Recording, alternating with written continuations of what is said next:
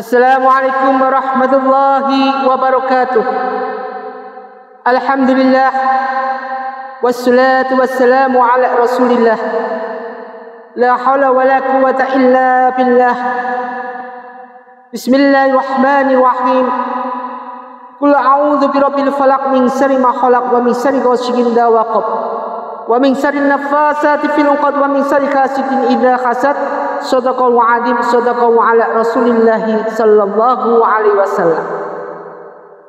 Pertama, mari kita panjatkan rasa puji syukur kita pada Allah Subhanahu wa taala. Shalawat dan salam mari kita haturkan pada junjungan kita Nabi Muhammadin sallallahu alaihi wasallam.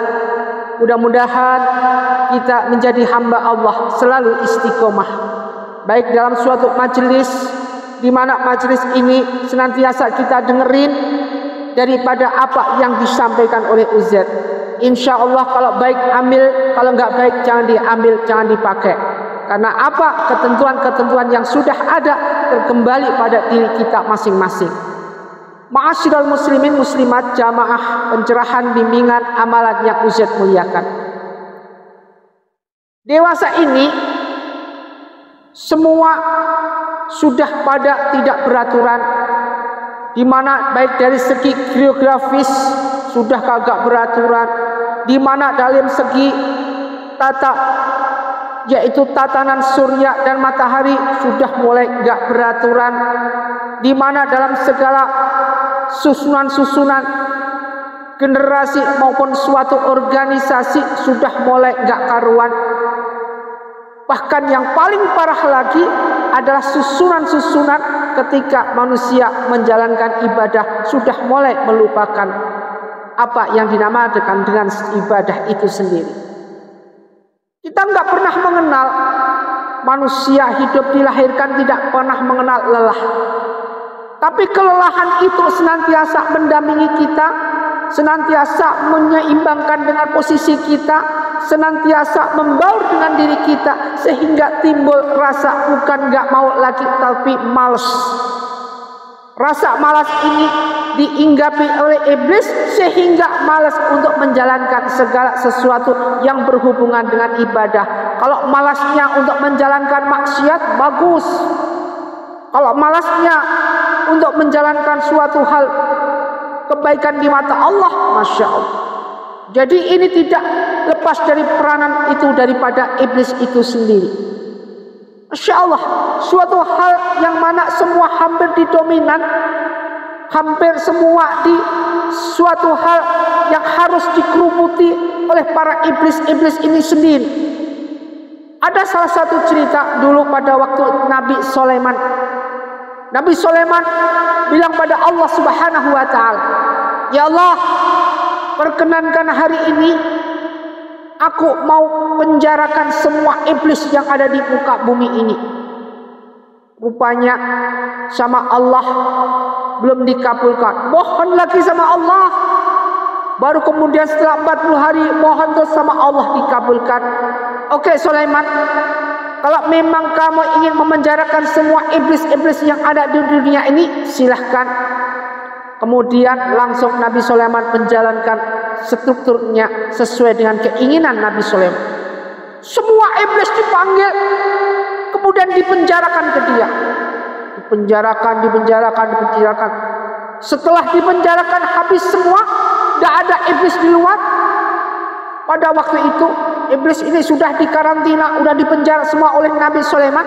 Kemudian Nabi Sulaiman keluar. Ketika keluar Nabi Sulaiman kagetnya minta ampun. Apa? Pasar sepi, orang pada ibadah semua, orang pada rajin beribadah semua, tidak ada yang mau kerja, sehingga bingung ini Nabi Sulaiman. Kemudian Nabi Sulaiman mohon pada Allah, "Ya Allah, ampunilah aku, ampunilah segala kekilafanku, karena dengan memenjarakan semua iblis ini, maka mereka yang di pasar, yang gemarnya ngerumpi, yang gemarnya ngomongin orang lain, yang gemarnya memfitnah, tidak ada lagi."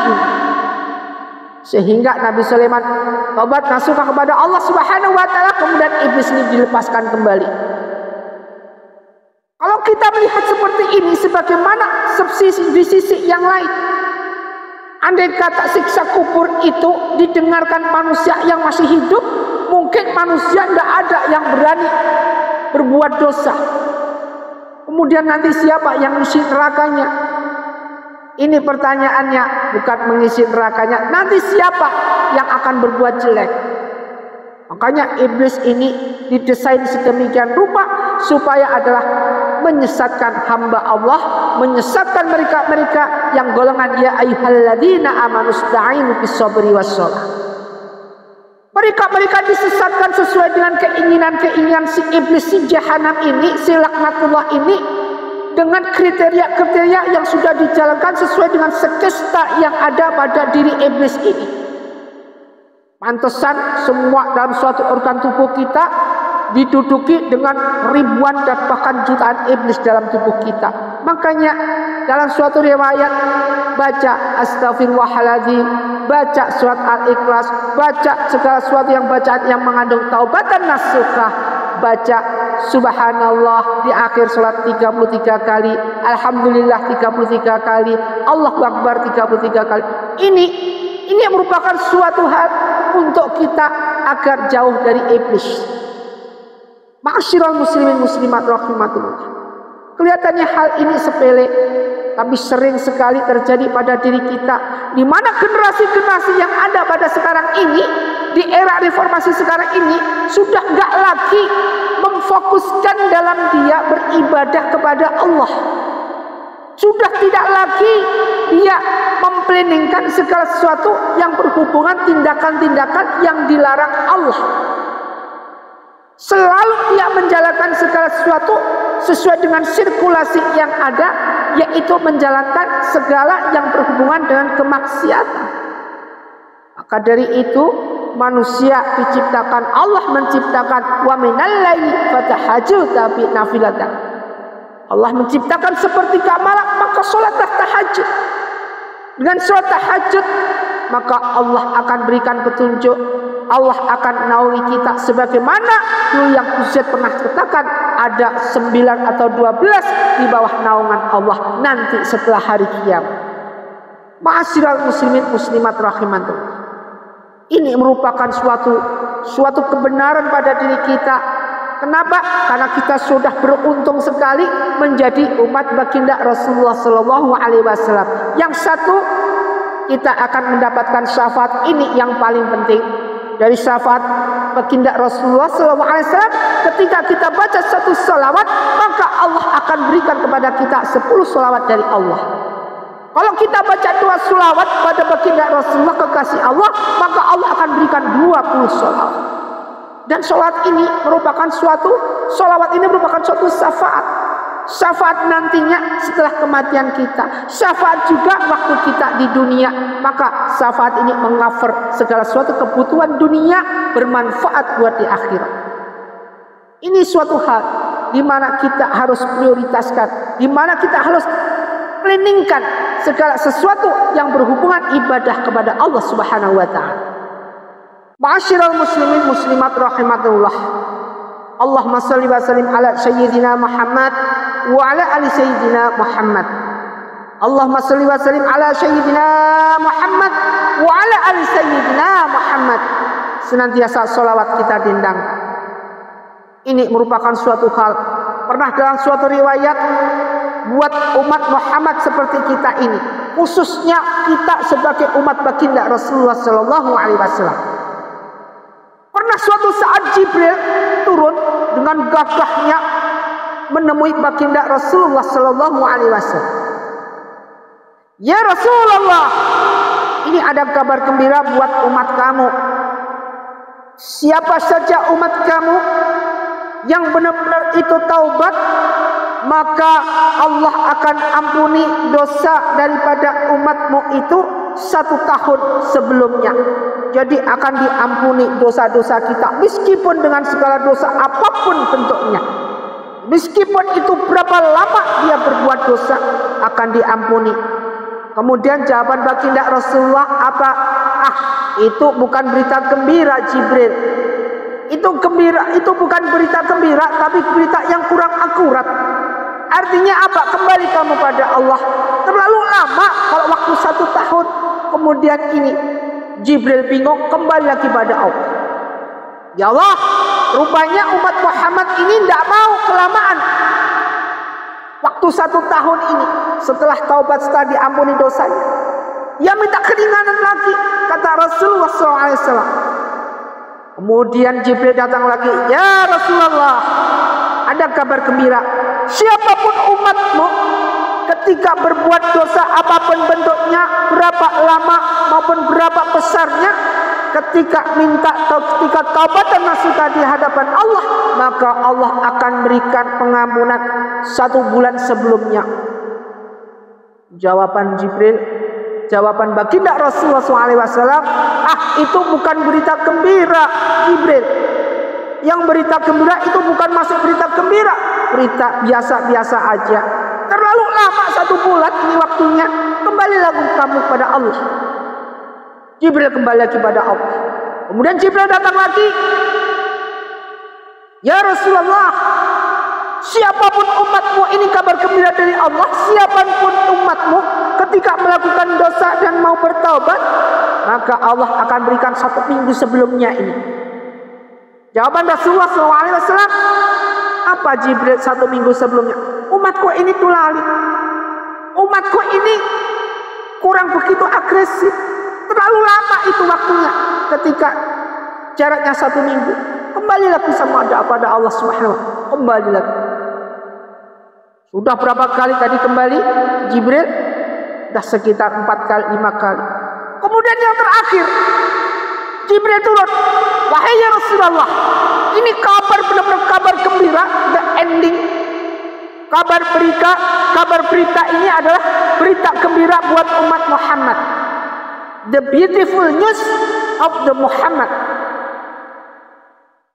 Beritanya apa kabar gembiranya? Semua umat kamu, semua umat Rasulullah maksudnya, yang berbuat dosa, baik dari dosa waktu sampai tua, ketika dia bertaubat pada Allah Subhanahu wa taala, maka Allah akan ampuni. Ketika sampai kapanpun Allah akan ampuni, meskipun itu nanti mau menjelang sakaratul maut. Sampai menjelang sakaratul maut, sampai dalam proses sakaratul maut, kalla idza balaqatit taraq wa qila man wa dhanna annahu firaq. Ketika nyawa sudah sampai di kerongkongan, udah mau lepas, kemudian si fulan ini umat Muhammad masih mau taubat dengan cara apa? Bahkan dengan bisa tidak bisa, hanya dengan mengedipkan mata, maka Allah akan terima taubatnya ini. Subhanallah, astagfirullahaladzim, astagfirullahaladzim, astagfirullahaladzim. Merupakan suatu hidayah dan rahmat yang luar biasa dari Allah Subhanahu wa taala. Sebagaimana disebutkan dalam suatu riwayat-riwayat yang ada. Maka berbanggalah kita. Kita patut berbangga menjadi umat baginda Rasulullah SAW, karena jaminan buat kita, jaminan buat umat Muhammad adalah bukan abal-abalan lagi. Jaminannya adalah segala sesuatu nanti sampai menjelang ajal, sampai ajal, meskipun itu dilakukan dengan taubat nasuha secara mengedipkan mata, masih diampuni oleh Allah Subhanahu wa taala. Ma'asyiral muslimin muslimat, jamaah pencerahan bimbingan yang Ustaz muliakan, itu merupakan suatu bentuk, suatu hal yang nyata yang harus kita realisasikan dalam suatu kehidupan sehari-hari. Apapun bentuknya, ketika kita menjadi umat Muhammad, lakukan dengan sunnah Rasul yang kita jalankan. Sholawat kita berbanyak, kemudian zikir kita berbanyak. Agar apa? Agar kita nanti dikenang, agar kita nanti dimudahkan dalam segala sesuatu dalam perjalanan panjang kita. Ingat, perjalanan kita ini belum seberapa, perjalanan kita masih panjang. Ketika kita masuk alam barzah dalam keadaan santai, tenang dan lancar, maka kehidupan berikutnya akan lebih mudah lagi. Sebaliknya, ketika kita sudah masuk alam barzah dengan banyak siksa, dengan azab, maka nanti selanjutnya akan berupa menjadi wajah azab dan azab lagi. Ma'asyiral muslimin muslimat rahmatullah. Janganlah sampai kita terkena dengan azab. Azab dunia sudah cukup buat kita, sudah cukup menyiksa kita dengan hutang piutang, dengan segala musibah, bencana, banjir, sudah cukup menyusahkan kita. Ini baru azab di dunia, belum lagi nanti azab di akhirat. Ingat di akhirat perjalanan lebih waktunya lebih panjang, di mana waktu 1 hari di akhirat sama dengan 1000 tahun di dunia. Kita tidak ada 1 jam kita mampir ngombe atau mampir minum di dunia ini. Di alam rahim cuma 9 bulan 10 hari, kemudian masuk ke dalam alam dunia. Kita pun cuma umurnya paling banter-bantere kita 63, itu sudah mentok. Sudah nenek-nenek, kakek-kakek, sudah itu umurnya berapa? Paling-paling 70. Tapi 70 kalau orang nggak pernah baca-baca Al-Quran, orang nggak pernah sentuh Al-Quran, maka dia akan dipikunkan, dilupakan pikirannya, kemudian digandakan pikirannya menjadi pikiran-pikiran yang kerdil, sehingga orang yang pikun ini seperti anak kecil lagi. Sudah barusan dikasih makan, diajak makan, bilang ke anak satunya, kalau aku nggak dikasih makan. Sifatnya apa? Kalau sudah pikiran diagendakan, dijadikan satu, dipadukan, maka yang timbul adalah permusuhan. Yang timbul adalah segala sesuatu yang bernuansa, yaitu fitnah. Yang bernuansa adalah suatu keributan. Ma'asyiral muslimin muslimat rahimatullah, jamaah pencerahan bimbingan yang Ustaz muliakan, mudah-mudahan bermanfaat apa yang kita kaji. Usikum wa nafsi bittaqwallah. Wassalamualaikum warahmatullahi wabarakatuh.